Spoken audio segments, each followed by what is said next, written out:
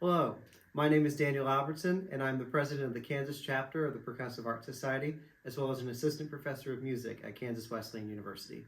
In this video, I'll be discussing the Marimba Etude for the 2025-2026 Kansas All-State Auditions, which is Cascades by Matt Calbeck.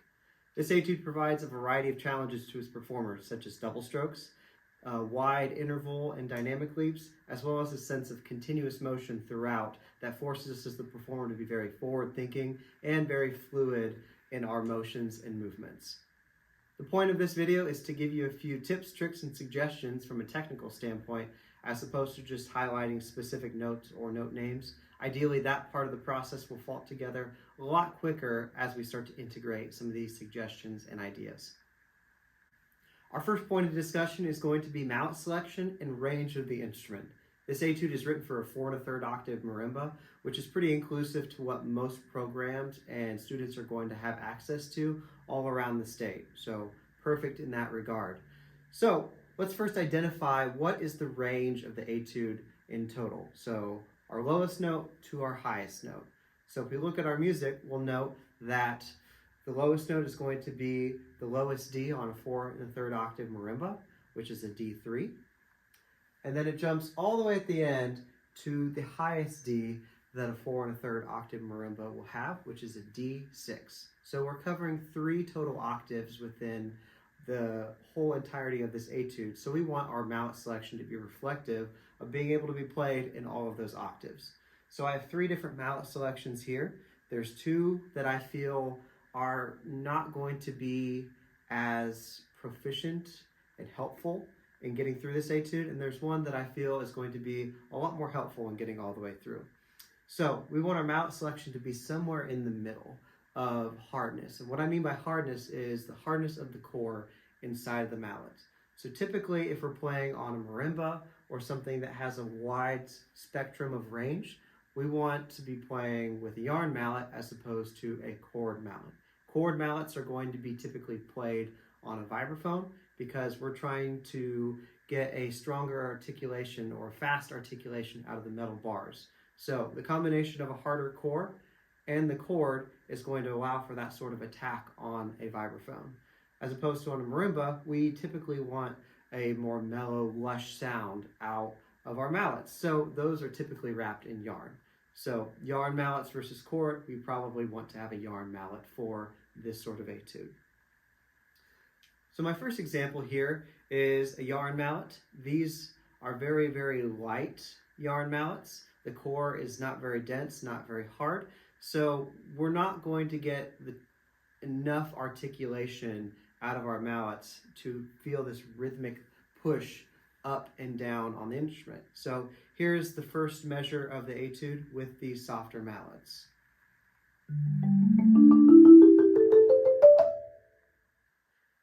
So we're still getting a pretty okay sound. Like, we understand that we're playing 16th notes going up, but it's not as rhythmic. We're not feeling the sense of articulation with these sort of mallets. So let's go to the opposite end of the spectrum with that. And mallets that I feel are probably going to be too hard. Same thing, first measure of the piece.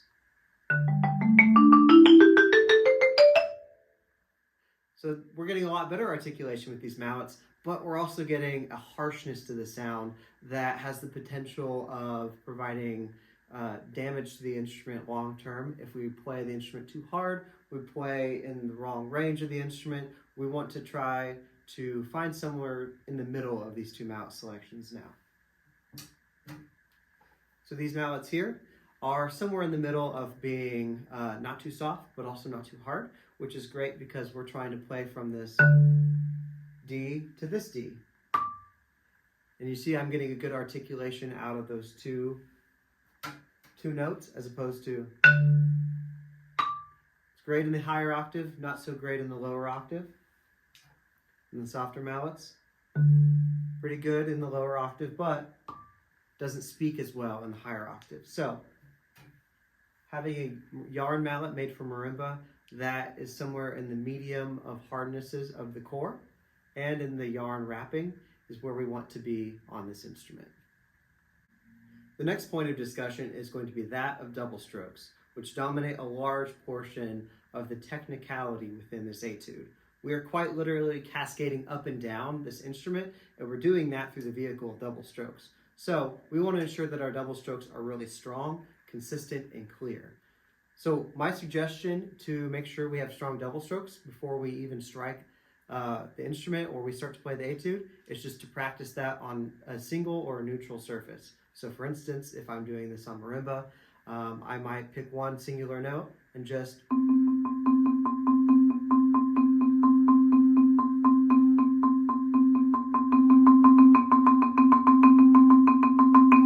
practicing making sure that those are clear, precise, and consistent.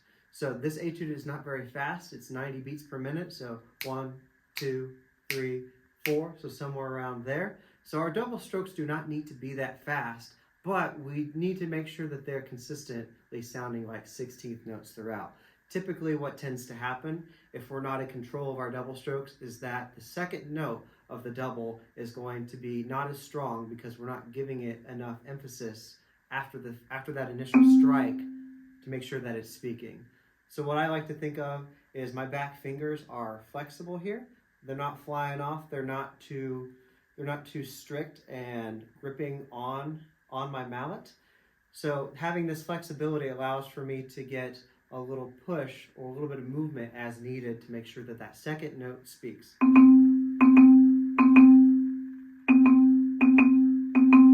Now, it's not always going to be that exaggerated. In fact, it hardly ever is, but it's just the idea of having to make sure that that second note speaks.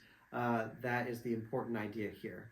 Typically, what happens as well is people will try to wrist those two notes, which could work on this etude. It's really not that fast, like I said. But again, we're trying to get this flowing, fluid effect up and down the instrument. So if we're focusing on being really stoic and strict about that wrist movement, we may not get that idea of fluid motion as consistently and as clearly as we want. So again, we're practicing just getting two clear doubles, but we're also practicing having this fluid sense of motion throughout when we are isolating the specific idea.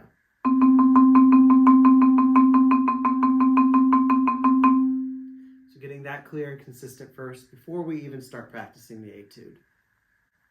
So we've already talked about range in which we are playing in total on the instrument, and we've talked about double strokes now. So now let's start to combine those ideas of bridging our islands of information now to start to figure out some motion, some movement in very specific passages. So in this instance, we're just highlighting the first measure and the downbeat.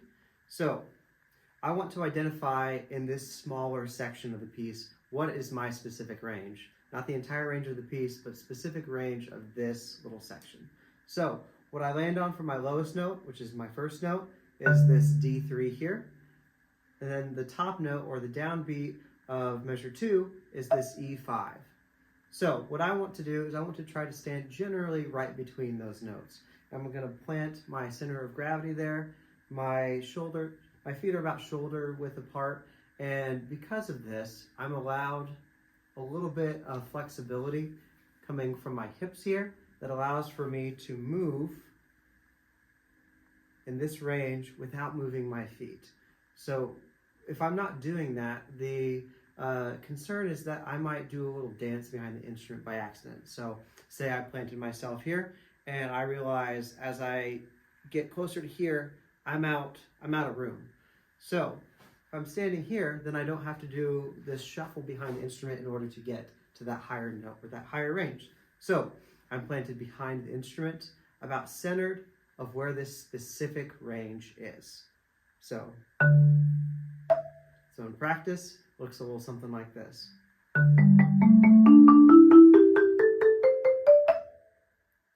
So I did a little shift there, but it wasn't crazy. And it's enough that when I go back down, I'm just going to move back the same way, which is going to be really necessary because the beginning of measure 3, I'm jumping all the way to that B flat. And so that jump is, so I want to be sure that I'm still planted, my center of gravity is there, my balance is there in order for me to get that large interval leap. So that's one way to think about starting before we even play a note or start to work on the etude. So now let's put that into practice in applying the double strokes with some note accuracy going up the instrument. So for about half the piece, the double strokes are all on singular notes. So for instance, the first couple beats of measure 1, we're all reliant on landing twice on a singular note. We're not doing any sort of sweeps between notes for right now. So one way that we can practice that is doing the check pattern or the outline of that measure without the double strokes. So what does that sound like? All right, so we're just going to identify these specific notes, not necessarily playing the double strokes. So that would sound something like this if we were just identifying them.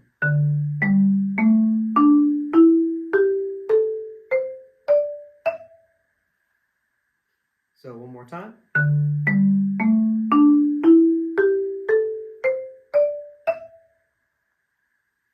So that way, we at least know what notes we need to be aiming for. So now let's put that into a rhythmic sense or within the pulse of the actual etude itself. So we're playing that outline of just the first note of the double strokes.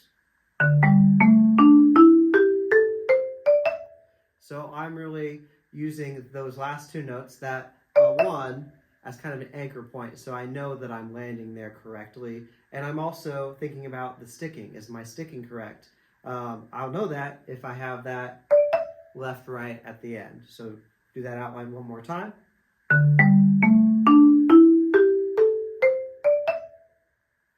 And then once we get comfortable with knowing that motion, knowing where those notes land, we can integrate the double strokes into that. So here it is with the double strokes now.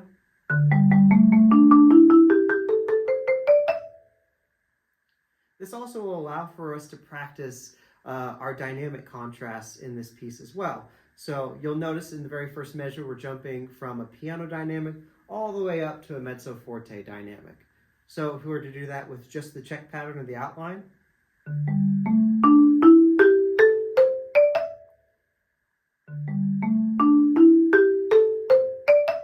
it'll help us integrate that dynamic a lot easier when we put in the double strokes.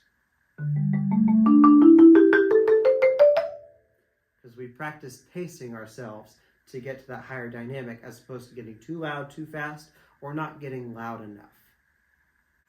While we're in the discussion of interval changes and dynamic changes, let's discuss how we can get from these higher dynamics down to these lower dynamics when we have these incredibly large leaps. So highlighting specifically measure 2, a majority of that measure is listed as mezzo forte, and we also have accents at the start of some of these double strokes, which are now starting to be a little bit more on the side of this sweeping idea between two notes as opposed to playing them both on the same notes. So my suggestion for conquering this is to practice just the notes in which you are decrescendoing. We all generally can keep notes fairly consistent. It's that drastic drop down to that lower dynamic that's going to be very challenging. So we're thinking about the last 4 notes of that measure and then the downbeat of the next measure. Again, that's a pretty large leap. So what if we practice slowly decrescendoing each of those notes? So starting out, making them louder first, so we're absolutely certain that we're playing the right notes. So we have this C, B, G, D, B flat.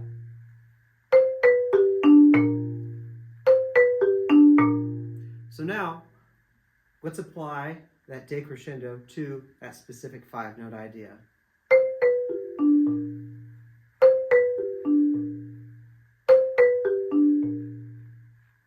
So I would suggest making the first 2 notes, keeping those strong, and then letting the last 3 notes be that jump down to the lower dynamic. Generally speaking, the last 50% of a crescendo or a decrescendo is where we're gonna see the most movement. So it makes sense that those ones are going to be the quiet notes at the end of this decrescendo. And with that, we're practicing this leap, and we're preparing for it each time. So when we have these larger leaps, I like to think of what's our trajectory. So in this instance, our trajectory is from the left hand on this G to this B flat. So what does that shape look like? Are we making it just a straight line? That's very quick. Or are we allowing for that space in time to get there?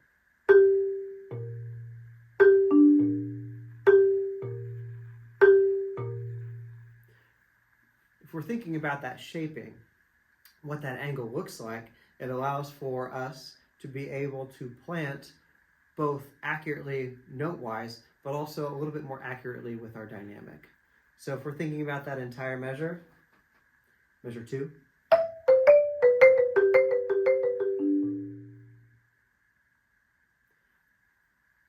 preparing to get to that point in time. So many of these concepts we've talked about already are going to be very applicable to measures 3, 4, 5, and 6. So I want to highlight the measure 7, which is going to be a little bit different than what we've seen so far. So far we've seen 2 measure phrases that consistently have some of the same dynamic shifts, same technical shifts, same sort of sticking patterns all the way throughout. So let's highlight this measure that looks a little bit different, but utilize some of these concepts that we've already talked about. Most specifically, this idea of really outlining a framework or check pattern to what we're doing. So measure 7, if we're playing it slowly.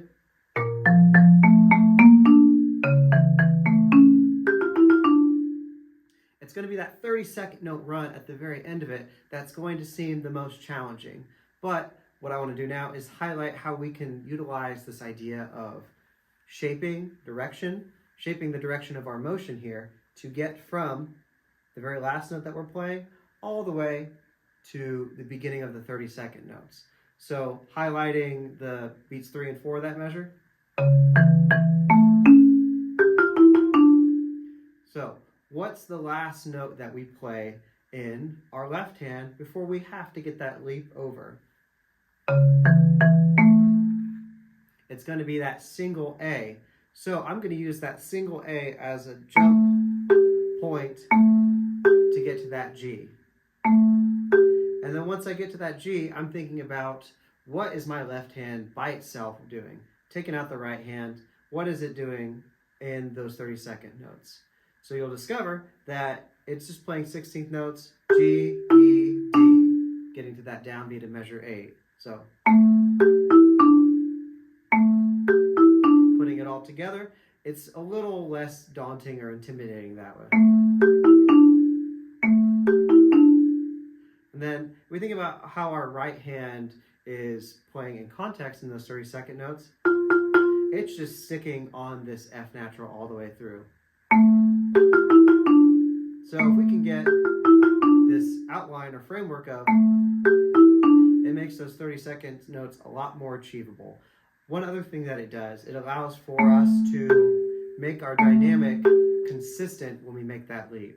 So if we're not thinking about that jump or that shape, going from the A to the G, what could happen is that abruptness getting to that G makes it emphasized or accented when it's not written that way. So if I was to do it like that, so we're thinking so much about that jump in the left hand to get there that some of our other notes after that in the 30-second note run may suffer.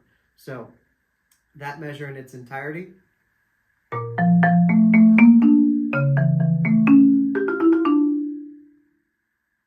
So always thinking forward, always thinking super fluid in all of our movements to get from one note to the next. Isolating hands as we need to, making that framework a lot more clear and visible to us each and every time. So we're here at the very end of the etude, And we've approached a section that feels starkly different on paper comparatively to what we've done before. The time signature is different. We're playing tenutos instead of accents, and the way that double strokes are written and applied are mostly different than what we've done so far. But we can still approach it from the same set of ideals that we've talked about in the prior parts of this video. So let's isolate this by idea as opposed to measure by measure, because for the most part, you're playing 8 straight measures of the same idea over and over again, with the 8th measure being the outlier. So thinking about measure 1, that sticking pattern is consistent all the way through. So what we can do if we really want to get consistent and strong with that specific sticking pattern, we can play it on a neutral surface or a single note.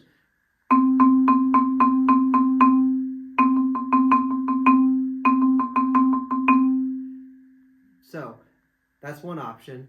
Now we want to be sure that we're applying the dynamics and the emphases that we have written in there. So in this case, we're playing tenuto notes, which is a little bit different than accents in that it's more of an applied emphasis as opposed to one that is really strictly heard and meant to be understood as being a specific emphasis. So the challenge that comes with where the tenuto marks are written is that it's on the lowest note of the pattern. And to our ear, the emphasis might feel like it needs to be placed on the highest note that we're playing. And in fact, that highest note does kind of help us feel the outline of this 7/8 rhythm. So it's more of a 2 2 3 2 2 3 for most of this. So using that neutral surface, we can really isolate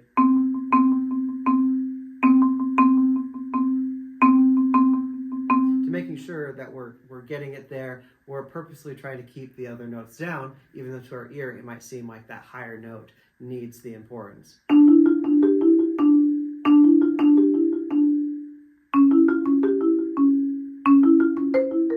So especially in the last measure of that first 4-bar phrase, so the 4th measure of the 7/8, when we jump to that C natural, it feels like it should be the emphasized note, but it's not written that way, so we're not going to play it that way. So practice the pattern first with the dynamics and the correct articulation, so the tenuto marking. Then the next challenge comes within the 5th, 6th, 7th, and 8th measures of the 7/8 phrase.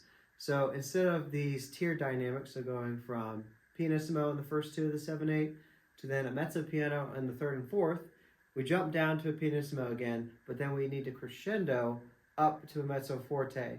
So now, again, playing on a neutral surface with the correct sticking pattern, we can then practice that leap in dynamic contrast as opposed to just trying to learn it exclusively on the notes first. You can, and you can still be successful that way. I would suggest seeing if you can play it on a neutral surface first. It's like the idea of if you can't play it slow, you can't play it fast. If you can't play the dynamics on one surface, it's a lot harder to play it on multiple surfaces. So that would be my suggestion in practicing that specific dynamic leap, measures 5 and 6 of the 7/8. The last major challenge of this piece is going to be isolating the last 7/8 measure, because there are some sticking differences in order to facilitate playing all of the correct notes. Up until this point, we've had the same sticking pattern throughout all of the 7/8 section, which is this left, right, right idea. In that measure, the last measure of the 7/8, we have to change it to a left, left, right in order to facilitate playing correct notes. So the last measure sounds something like this, compared to. So making sure that we're isolating that measure and really giving it the time it needs to develop, and our mental awareness to get really strong to that shift in the sticking, and then combining it with the measure prior, and then ultimately the section as a whole. So if we're playing those 2 measures back to back.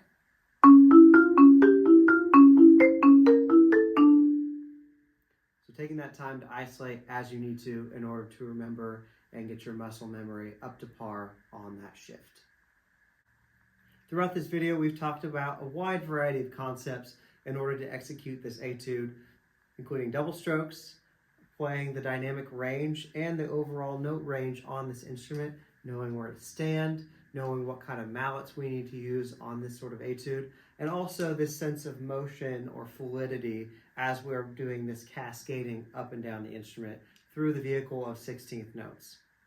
There will be a link in the description of this video that will highlight all these talking points that are noted in the video.